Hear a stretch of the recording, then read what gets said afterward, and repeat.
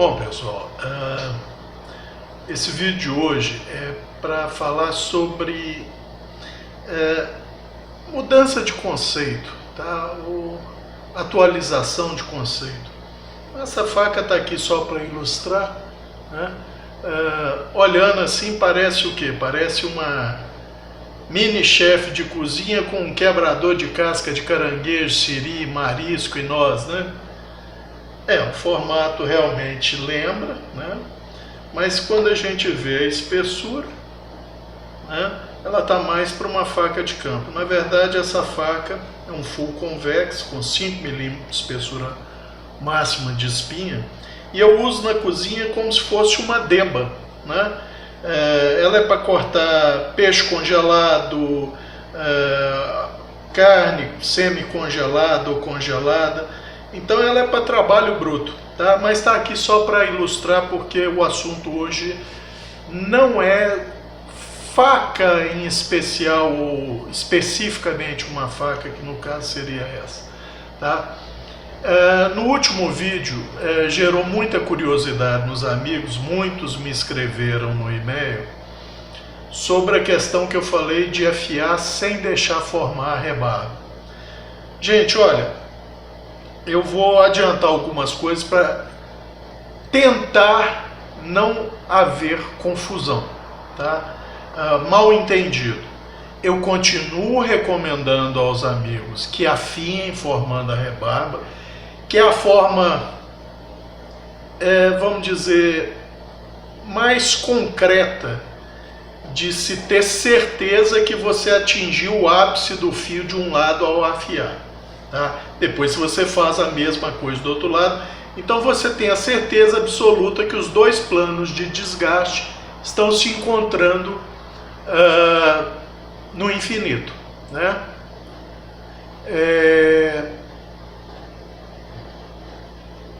Epa, não sei o que está acontecendo no telefone, mas vamos lá, vamos continuar.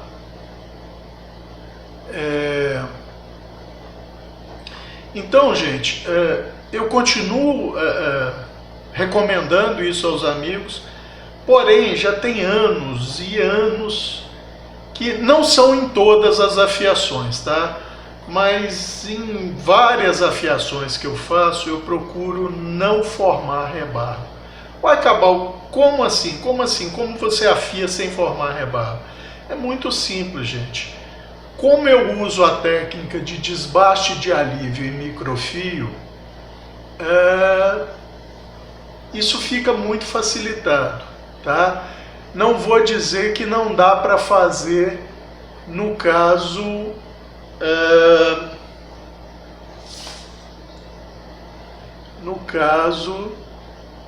da afiação tradicional, do fio tradicional, tá? Mas é mais complicado, tá? E outro detalhe, requer muita experiência para fazer a afiação sem rebarba, gente, sem formar a rebarba. Ou procurando não formar a rebarba seria o termo mais correto, tá? Por que isso? Tem algumas razões técnicas, tá? Sempre que você forma a rebarba, significa que você foi além de onde devia na região do fio. Logo, você fatigou um pouquinho o aço ali. Cabral, eu vou perceber a diferença no desempenho de um fio em que eu formei a rebarba e um que eu não formei? Gente, para ser bem sincero, não. Você não vai perceber a diferença. O que você não forma a rebarba vai durar mais. É significativamente mais? Não, não é. É por isso que eu estou dizendo que você não vai perceber, tá? Mas eu gosto de usar essa técnica principalmente em lâminas minhas que aceitam fios bem agudos, como o 13C26, o AUS8 da Cold Steel, perdão, o 14C28N, o 12C27 e por aí vai. E por que eu estou falando que a técnica de desbaste, alívio e microfio favorece muito você usar essa técnica? Porque você leva o fio até quase formar a rebarba, mas procura não formar. Como é que eu vou saber isso, Cabral? É o que eu falei, experiência. Você parte de um fio cego, que de repente você está até vendo uma linha reflexiva, e vai fazendo o desgaste até sentir que o fio começa a querer morder na pedra. Eu sei, é difícil, tá? Mas é por isso que eu falei, precisa de experiência. A partir daí, você pode testar num papel, ela vai cortar não tão bem esse papel, porque aquele ápicezinho final, né, aquela parte bem aguda não está formada ainda, ou se está formada você deu sorte, tá? Mas aí você entra com uma afiação num outro ângulo, que é um ângulo maior. Se for no caso de desbastes de alívio sucessivos, como eu costumo fazer, é mais fácil ainda, porque você vai ter uma sucessão de ângulos maiores, que você vai ter certeza que num deles, no primeiro ou no segundo que seja, o seu fio, os dois planos de desbaste já estão se encontrando lá no infinito, tá? E quando você fizer o microfio, então, que é o maior ângulo de todos, é o seu ângulo final de afiação, é quem vai te dar o fio propriamente dito, aí a certeza é absoluta. Cabral, como eu vou saber que nessa etapa eu não vou formar rebarba? De novo, gente, aí entra a experiência. Eu, por exemplo, sei que para passar numa pedra Smith ou numa haste cerâmica, esses aços que eu citei, com 2, 3 passadas, se eu, por exemplo, tiver num desbaste de alívio de 10 graus e for fazer um microfio de 15, com 2 ou 3 passadas esse fio está formado e bem formado e sem rebarba, tá? Mas então, gente, o que eu queria frisar aqui, que é para não haver confusão na cabeça dos amigos, que é como eu citei no último vídeo, que eu às vezes afio sem formar rebarba ou sem procurar formar rebarba, é só isso, é uma questão pessoal, não tem vantagem prática para valer mesmo no dia a dia nenhuma sobre você formar rebarba, que é a forma mais concreta, como eu já disse, de você ter certeza que os planos se encontraram lá no infinito, tá? E tem um outro detalhe, gente. Como eu já fiz um vídeo muito tempo atrás chamado Pulo do Gato na Afiação, que é aquele que eu dou a dica para os amigos que estão usando, vamos supor, um ângulo para fazer o fio ou microfio, digamos aí de 15 graus. Quando achar que o fio está pronto e está com rebarba, né? Você dá uma passada de cada lado num ângulo cerca de 10 graus acima, ou seja, 25 graus, sem pressão. O que essa passada vai fazer? Vai cortar aquela rebarba, vai eliminar aquela rebarba, e depois você dá mais de 5 a 10 passadas, dependendo do aço, no ângulo original de 15 graus, que você vai ter o seu fio formado, bem formado e sem rebarba, tá? Então, essa é a explicação do porquê eu às vezes afio sem procurar formar rebarba. Me poupa um trabalhão que é eliminar a rebarba formada. Simples, né? Então, pode parecer brincadeira, mas é assim que funciona. E é por isso que há anos eu já falo com os amigos, alguns que eu já conversei a respeito, e acho que já falei até em vídeos já sobre isso, eu não uso strop para finalizar os meus fios. Strop, se muito, eu uso para polir os ombros dos desbastes de alívio sucessivos, ou às vezes até mesmo todo o corpo da lâmina, quando eu faço um desbaste geral e tal, para deixar um polimento melhor. No fio propriamente dito, eu não uso strop, porque eu prefiro os meus fios saídos das pedras ou das hastes cerâmicas que eu uso para fazer o microfio, para fazer a manutenção, tá? Sem contar que o strop deixa o fio mais agudo, deixa, tá? Se você souber fazer, ele deixa assim esse fio mais agudo, tá? Porém mais rombudo, tá? Porque ele cria uma microconvexidade ali. Cabral, eu vou perceber a diferença cortando? Não, não vai, gente, não vai perceber, tá? Mas essa é uma das explicações de por que eu também não uso o strop nos meus fios, tá? Porque normalmente eles não têm rebarba. Outra coisa, gente, que é uma mudança que eu vi isso em fotos de microscopia eletrônica, perdão, é que aquela prática que eu ensinei nos primeiros vídeos, de após a fiação, achar que ela está concluída, passar o fio na perpendicular, numa madeira dura, numa rolha e tal, para eliminar a rebarba, isso parece que caiu por terra, porque algumas imagens mostram que isso não remove a rebarba, pelo contrário, isso dobra em 180 graus a rebarba e faz com que ela adira ao restante do fio. Ou seja, na verdade, você não está removendo a rebarba, você a está dobrando e às vezes até nessa dobra afilando um pouco. Então tem certa lógica, porque o aço ele tem uma elasticidade, tá? Não fazia realmente muito sentido que fazer isso removesse a rebarba, apesar de que ela é um espichamento, vamos dizer, do aço na borda extrema. Ele continua sendo um aço com todas as suas características, talvez um pouco fatigado, mas se o fio não sofre fratura ou um dano severo passando na quina de uma madeira dura ou de uma rolha, não há por que a rebarba também sofrer, né? Então eu, por exemplo, não adoto mais essa prática, eu simplesmente procuro evitar a rebarba, ou quando formada, eu uso aquela técnica do pulo do gato, de usar um ângulo cerca de 10 graus acima do desejado, para cortar fora essa rebarba, tá? E é por isso que aquela dica funciona muito bem. Além dela já te conformar um fio que você pode ter certeza que vai estar ali, um fio extremo, na borda extrema, depois, com você voltando ao ângulo que você desejava, você afina esse fio, inclusive, então ele vai ficar, se você desejava um fio de 15 graus, você vai ter um fio de 15 graus, tá?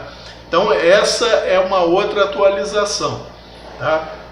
Os amigos podem não concordar e tal, não tem problema algum.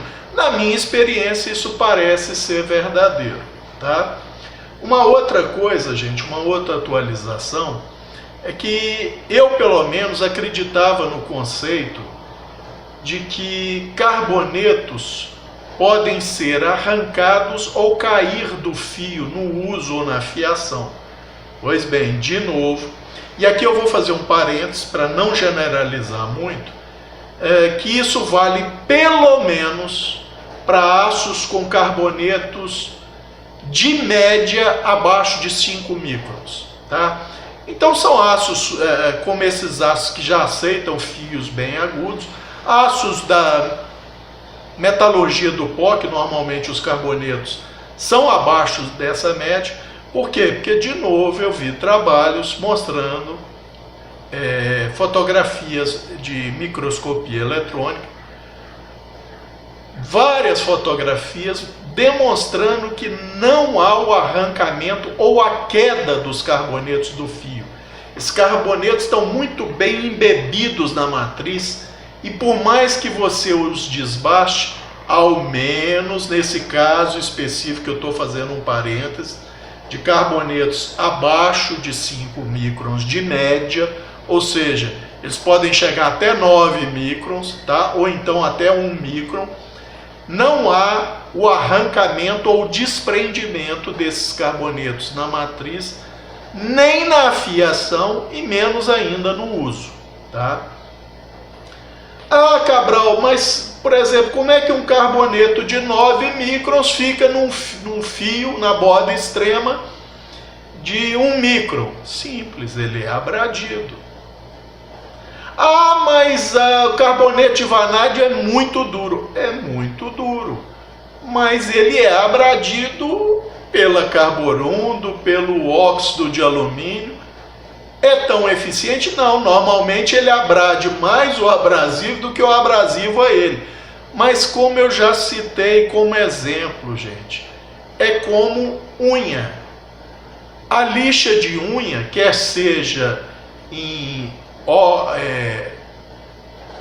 carbeto de silício ou mesmo sílica, que é mais mole, a unha é muito mais mole que esses materiais. E ela é abradida por eles, ela é desgastada por eles. Porém, a unha também desgasta esses materiais.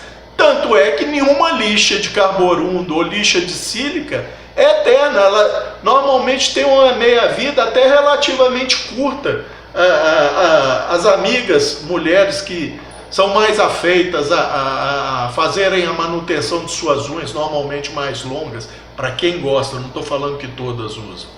Para quem gosta, com lixa, sabe que tem que trocar regularmente essas lixas, tá? Então não é porque a unha é mole, ela não abrade a lixa também, ou não arranca o abrasivo da lixa, tá? Então é isso. Esses carbonetos, gente, via de regra, por exemplo, tem um detalhe: uma pedra muito fina faz menos efeito sobre um carboneto muito duro do que uma pedra mais grossa. Por quê? Porque a partícula de abrasivo, sendo muito grande, ela impacta no carboneto, que é pequeno, e arranca um pedaço daquele carboneto, às vezes fratura esse carboneto, tá? Isso é bom? Não, isso é ruim, porque como ele está embebido na matriz, ele pode gerar um estresse e propagar essa linha de fratura para a própria matriz. Mas isso não é o caso, tá? Nós não estamos conversando sobre isso aqui. Ah, isso pode levar à formação de um dente? Ô, gente, teoricamente pode, porque vamos imaginar que eu tenho um carboneto, tá? Que houve uma trinca ou uma fratura de fora a fora nele. Essa fratura pode se propagar sob estresse para a matriz e gerar um dentinho maior, tá? Mas não foi porque o carboneto foi arrancado ou caiu dali.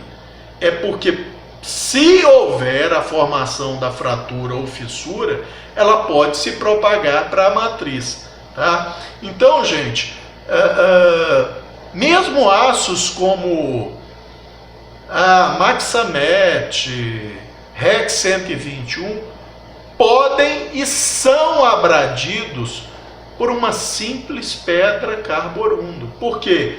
Porque a partícula abrasiva da carborundo é tão grande que ela entra a arrebentar, é como um arado muito grande, entra arrebentando uma pedra pequena que está às vezes muito fixada no solo, ou arrancando ela dali. No caso da matriz, o embebimento é tão forte que esse arrancamento não se mostra nas imagens de microscopia, tá? Então, por exemplo, o que acontece muitas vezes é se quando você usa uma pedra mais fina, de grão mais fino, ela, como vai abradir menos o carboneto, você acaba ficando com aquele fenômeno que eu chamo de pé de moleque. Você tem amendoins embebido em rapadura ou açúcar dissolvido, e aí se você passa um jato d'água ali, vamos dizer que seria o abrasivo, ele arranca o doce refinado e deixa as partículas de amendoim que estavam bem embebidas mais à mostra. É o que acontece com aço, com esses carbonetos muito duros, quando você usa um abrasivo mais mole de partícula pequena. Ele desgasta a matriz do aço, e como os carbonetos entram um pouco nesse material abrasivo, seja pedra, seja haste, qualquer coisa, você tem um fio como se fosse uma rua com pé de moleques, com aqueles carbonetos saltando. Eles são um pouco abradidos, mas a matriz do aço é muito mais mole, ela é abradida mais, que eles entram para dentro do abrasivo que está sendo usado, no caso da pedra, e aí o abrasivo desgasta em volta deles. Então você tem um fio mais agressivo, vamos dizer assim, que eu diria que funciona até melhor, por exemplo, para coisas como tomate, etc., porque esses carbonetos estão à mostra, então eles entram ali como uma serra na lateral, se é que isso é possível, né? Então mostrando que sim, mesmo o óxido de alumínio, que é mais mole que o carbeto de silício, abrade esses aços super duros, principalmente se a partícula abrasiva for maior do que o tamanho desses carbonetos, que isso fique claro. Quando é uma pedra mais fina, parece que a lâmina desliza na pedra, por quê? Porque você desgasta um pouco a matriz e aí essas partículas ficam expostas e passam a funcionar como se fossem nanoroletes, igual uma esteira transportadora, e a pedra começa a deslizar ali, tá? É por isso, gente, que muita gente fala: ah, tal aço só pode ser abradido com diamante. Isso não é verdade. E olha, essa é uma posição minha, não estou falando que é o correto ou que tem comprovação disso. Mas como o diamante é uma partícula abrasiva que não se desprende ou não deveria se desprender da placa em que ele está embebido, com algum tempo de uso, nós sabemos que mesmo sendo muito duro, ele vai mostrar um desgaste nas suas arestas superficiais que estão expostas para cortar o aço, correto? Então eu estou para dizer que, exceto uma placa diamantada nova, a pedra de carborunda é mais eficaz, inclusive para desbastar esses aços, do que uma placa diamantada com algum uso, com algum desgaste dessas arestas superficiais do diamante que está exposto ali. Por quê?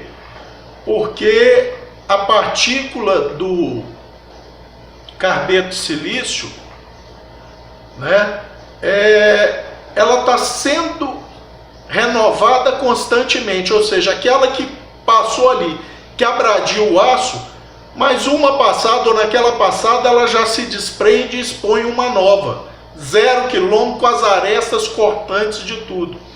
Então, gente, essa ideia de que só placa diamantada consegue abradir esse aço, não cai muito nisso não, tá?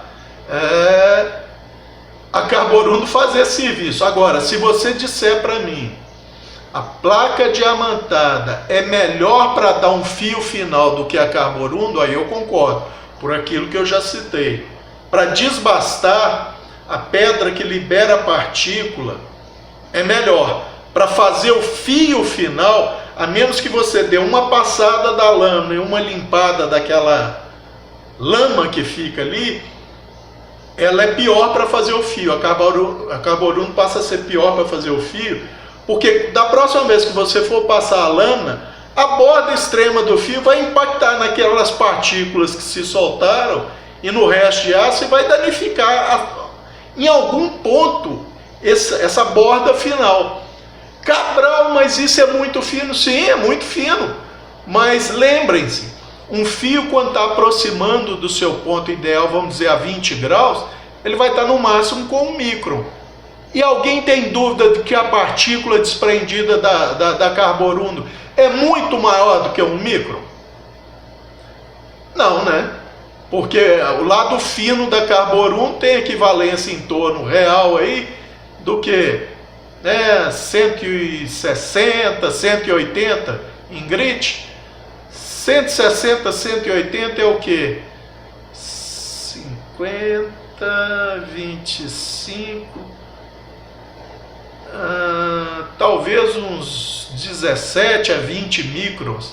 É um monstro comparado com 2 microns, por exemplo, tá? Então é por isso que você ter ou uma India Stone, que é um óxido de alumínio que não libera a partícula, ou uma placa diamantada, ou uma cerâmica, para fazer o seu fio final, tá? Ou para polir e ajustar, dar a maior agudez possível no seu fio final, do que uma Carborundo, uma pedra de óxido de alumínio, por exemplo, as Waterstone, que liberam partícula e formam aquela laminha. A explicação é essa, tá? Porque você não vai ter a borda extrema do fio na próxima passada impactando numa partícula que está naquela lama, que a gente olha e fala é muito fininha, e é muito fininha, mas é muito mais grossa do que aquele fio que você está formando, tá?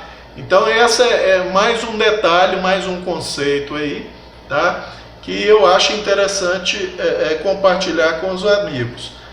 Não quer dizer que seja verdade absoluta, mas é o que tem parecido ser a verdade Nesse último caso, estou fazendo essa restrição aqui de pelo menos para aços com carbetos de vanádio, de tungstênio, de nióbio, que são muito duros, tá? Abaixo de 5 microns de média, tá? Então, esse negócio do arrancamento ou desprendimento desses carbonetos da matriz parece não se confirmar, ao menos nesse caso de carbonetos menores. No caso de um D2 de lingote, por exemplo, o D2 tradicional, que tem média de carbonetos em torno de 50 microns, pode ser que isso aconteça, mas do jeito que eu vi eles embebidos na matriz, o troço parece sólido demais, gente. A junção desses dois materiais, que é um não metal, né? Que um carbeto é sempre um não metal, com o metal da matriz, tá? Então, eu acho que era isso por esse vídeo. E só para mostrar, não é porque é uma faca de trabalho bruto que o fio não seja bem agudo, tá? Como até hoje, uma ou duas vezes só ela formou um microdente no cortar peixe congelado, e foi micro mesmo, eu diria que ela aguenta bem o tranco bruto na cozinha, tá? Mas o assunto hoje não é ela. Então, acho que era isso por esse vídeo, gente. Uma atualização de conceito. Os amigos podem ter conceitos diferentes, podem manter esses conceitos que eu já mudei há algum tempo. Então, por exemplo, de não usar strop, já tem talvez mais de década que eu não uso no fio final. E não formar rebarba já tem alguns anos também, tá? Isso eu aprendi com um dos papas de aço e afiação, infelizmente falecido, o Cliff Stamp, tá? Então, eu vi ele mencionando isso uma vez, passei a adotar e de não formar rebarba, e foi legal o resultado, pelo menos para mim, tá? Mas os amigos sabem que eu não sou muito perfeccionista em termos de fio. Eu gosto de fio bem agudos. É lógico, eu não sou daqueles que a lâmina começa a cortar, aí, deixa eu entortar o papel aqui para ver se ela rasga, começa a rasgar e o sujeito faz assim, tá cortando muito bem, laser e tal. Mas, gente, tem gente que acha que nós somos bestas, né? Que o cara vai cortar uma folha de papel A4, isso aqui é papel de bula, você vê que ela não está cortando legal, está arranhando muito, às vezes rasgando o papel, e o cara vai e faz assim, está cortando demais e tal. Eles acham que todo mundo é besta, né? Só pode. Mas aqui não, aqui ela está cortando bem mesmo, e não tem mais cabelo, né, gente? De tanto, mas... olha lá, ela rapa cabelo tranquilamente. A função dela é essa? Não. Como eu já falei, ela só tem um fio bom. A função dela é corte bruto, tá? Então ela precisa aquele fio que rapa cabelo, de você ir passando a lâmina, os cabelos irem pulando. Não, ela não precisa. E eu também não chego a fazer esse fio para esse tipo de faca, porque é burrice. Eu vou perder um tempo a mais para um resultado que vai se perder nos primeiros cortes. Qual a lógica disso? Agora, e eu uso esse tipo de fio para alguma lâmina minha que corte muito? Gente, eu vou ser bem sincero com os amigos. Eu já falei e repito, a maioria dos meus fios é acabado de uma haste cerâmica que tem um grit equivalente aí, vamos dizer, a 500 em termos de lixa d'água. Então, para aqueles mais puristas, nem polir ela pule, tá? E o fio mesmo desses bugs meus e outras lâminas de cozinha principalmente, trabalham nessa terminação. O máximo que eu chego é numa Smiths 1000, equivalendo realmente a 1000 em termos de lixa d'água. A pedra que eu mais uso ou é a que o Daniel me deu de presente, né, a 1000, que ela realmente tem um desempenho fantástico, ou a minha 1200, tá? Todas duas King. É a que fazem os desbastes de alívio e normalmente o fio, dali eu vou para a haste cerâmica para manutenção, para fazer o microfio final. Então, gente, comigo não tem esse troço de fio de 2.000, 3.000, 5.000, 6.000, não tem disso não. Minha pedra de 6.000 está quase 0 km lá. Bonitinha há vários anos. Não me desfaço dela, mas ela, se eu usar, vai ser para arredondar e polir ombros de desbaste e alívio, às vezes até um desbaste maior na própria lâmina, mas para fio em si, para polir fio em si, para fazer o fio final, pode esquecer, não faço mesmo, tá? Eu gosto de fios mais agressivos e é o que funciona bem na cozinha, gente. Funciona bem na cozinha, funciona bem como EDC. Você fazer cortes no dia a dia, papelão, corda, galho de árvore, cadarço, barbante, cordinha de nylon, monofilamento de nylon, tecido, é o que funciona bem. Eu preciso extremo polimento? Não. Ah, Cabral, e se você fosse cortar sushi? Ô, gente, eu tenho dúvida se esse fio da Smiths 1000 não funciona muito bem até para sushi. Não sei, nunca cortei sushi, não gosto de peixe cru. Eu como até fígado de carneiro e boi cru. Quando eu abato e vejo a qualidade do fígado e vejo a qualidade do animal e sei como o animal foi criado. Já cansei de fazer isso quando menino. Não eu abatendo boi, mas meu primo, que era açougueiro, a gente ia de madrugada, cidade do interior, tinha o abatedouro municipal para os açougueiros, eles que abatiam os animais, então a gente levava pão, limão e pimenta. Meu primo olhava o fígado, via que estava bom, cada um tirava um naco, botava no pão, um limãozinho, uma pimenta e um café quentinho e vamos embora. Isso 4, 5 horas da manhã era uma maravilha, tá? Mesma coisa carneiro, tá? O técnico que nos auxiliava aqui em Valadares, a todos os criadores, Dr. Geraldo, um judeu fora de sério, uma pessoa assim, não dá para você falar mais bem dela do que já se fala. Super bem-humorado, divertido e tal, muito conhecimento na área de ovinos. Então, quando ele abatia e o corte do judeu para abater não pode tocar em osso, tá? Senão o animal, a carcaça é descartada, então a degola não toca em osso e é feita num movimento só, não pode ser mais de um movimento. Quando é abatido para a comunidade tem que ser assim, segundo ele. Ele olha o animal como um todo primeiro, depois os pulmões para ver se os pulmões estão limpos, se não tem linfonodos inchados, né? E depois ele olha o fígado. Se tiver um probleminha, descarta a carcaça inteira. Então, ele nunca tinha visto ninguém comer, provou e gostou, tá? Então, é isso.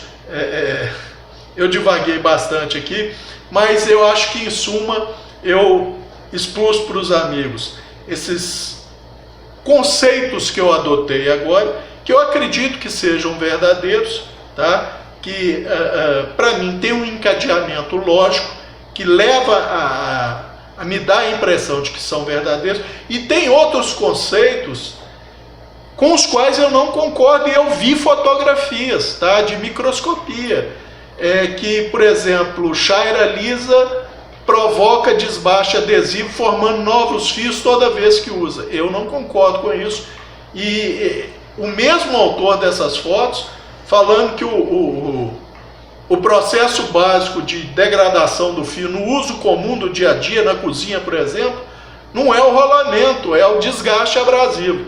Aí eu falo assim, e se é assim, como é que fica o teste Catra, que são cartões embebidos com 5% de sílica, que dá aí para aço simples como o 1095, 200 cortes, 200 e poucos cortes. E aí como é que você explica a degradação do fio desse mesmo aço com 61 de dureza numa tábua de madeira que não é abrasiva, cortando tomate, pepino, e daí a pouco você vê a perda de desempenho do fio. Então nem vou citar o aço 1095, que a perda pode se dar por oxidação. Eu vou citar o 420, que dá até um pouco mais de cortes nos cartões de sílica Catra.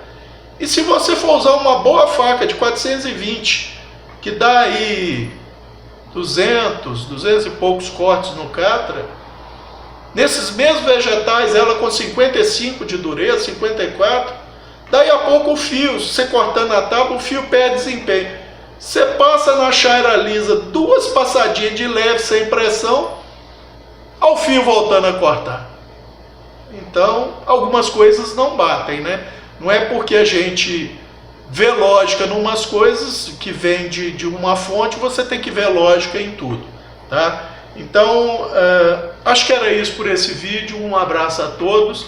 E se eu não fizer mais um vídeo até as festas de fim de ano, eu desejo excelentes festas para todos os amigos e família, tá? Que possam passar com suas famílias, é lógico, seguindo a recomendação do povo, não juntar a família toda. Quando eu digo família toda, todos os ramos da família, né? Mas assim, pai, mãe, irmãos que já convivem numa casa, lógico que tem que estar juntos, né?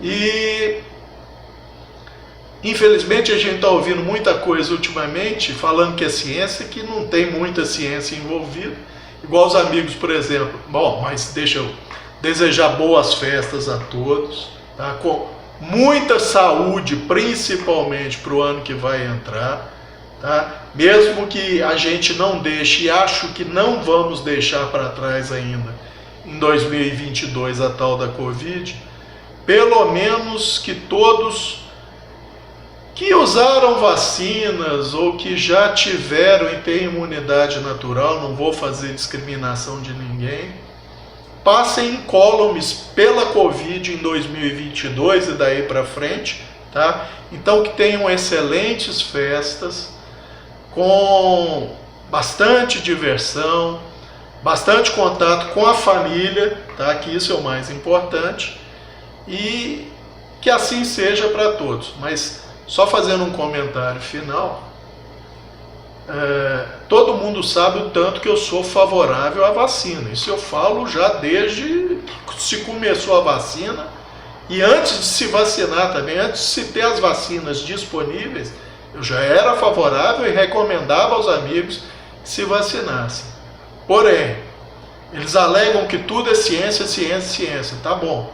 Já foi comprovado que a vacina não impede que você contraia o coronavírus, não impede que você desenvolva alguns sintomas e não impede que você transmita.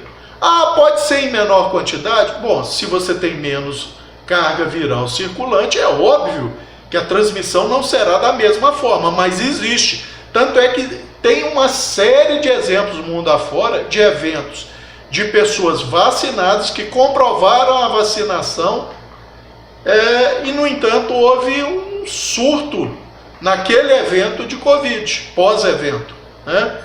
Então, eu, por exemplo, em vista desses fatos, eu sou contra você discriminar as pessoas por quem vacinou e quem não vacinou. Transformar quem não se vacinou numa pessoa de segundo nível ou de nível inferior. Eu acho, por exemplo, que você pode perfeitamente manter higienização de mãos, máscara e distanciamento social, funcionam muito melhor e funcionam mais do que você exigir passaporte de vacina, tá? Eu acho que vacina é uma decisão pessoal da pessoa. Ela tem que saber que não é só ela, o corpo dela, as regras dela. O corpo dela, as regras dela, ótimo. Mas a vacina, isso eu sempre disse, e isso é conhecido de todos, a vacina protege o grupo, a população, porque algumas pessoas não respondem bem à vacina. Mas no caso daquelas vacinas que impedem a contaminação e a transmissão, você protege quem não foi protegido pela vacina. Então eu não vejo muita lógica em você discriminar as pessoas. Ah, você não foi vacinado, você não entra aqui. Ou você não tem direito a esse serviço. Eu acho muito mais científico, lógico e eficiente você manter a distância de 1,5 m, 2 sempre que possível, manter o uso de uma boa máscara, não precisa ser PFF2 nem a N95, uma boa máscara cirúrgica funciona bem, se você usar duas é praticamente o mesmo efeito da N95, duas boas máscaras cirúrgicas, tá? Não é qualquer máscara. E higiene, tá? Que é o básico, gente. Higiene. Ah, Cabral, vou ter que continuar saindo com frasquinho de álcool e tal. Oi, qual o problema? Não já saiu por 2 anos? Tá? Ou então lavar as mãos com água e sabão, sempre tiver contato com outras pessoas e tal. Isso é o básico, gente, tá? Então, eu acho que era isso por esse vídeo, já me prolonguei demais. De novo, excelentes festas para todos os amigos e até em breve. Um abraço a todos.